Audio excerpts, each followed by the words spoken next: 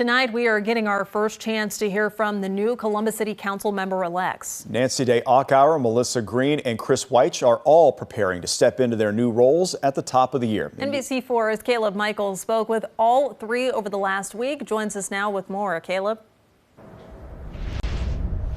Jen and Jared, all three council members-elect tell me they are excited for the new role. They also tell me that they know this is when the real work starts.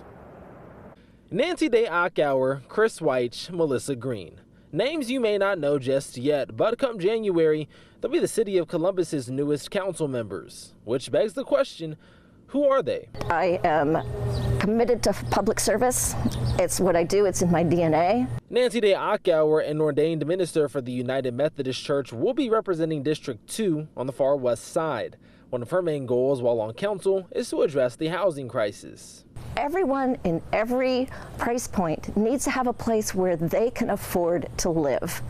If you don't have an affordable place to live, then you're never going to be able to be successful and thrive. Melissa Green, the first ever licensed social worker elected to council, will represent District 6, the Greater Hilltop and Westland.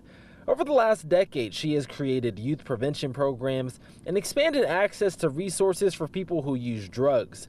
She hopes her unique perspective can help often overlooked communities. I think there's a lot of intersections that oftentimes aren't always brought to the forefront with the work that we do in social and human services that can help us create better policy that's going to address needs for families across our community. Chris Weich, a telecommunication expert at AT&T, will be representing District 1, which consists of Northland.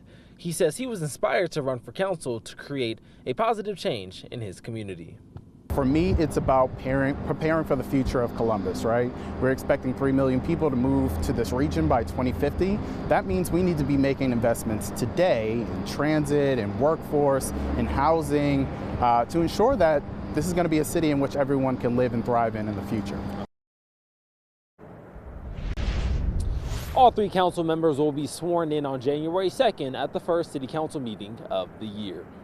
Local for you in Columbus, I'm Caleb Michael, NBC4.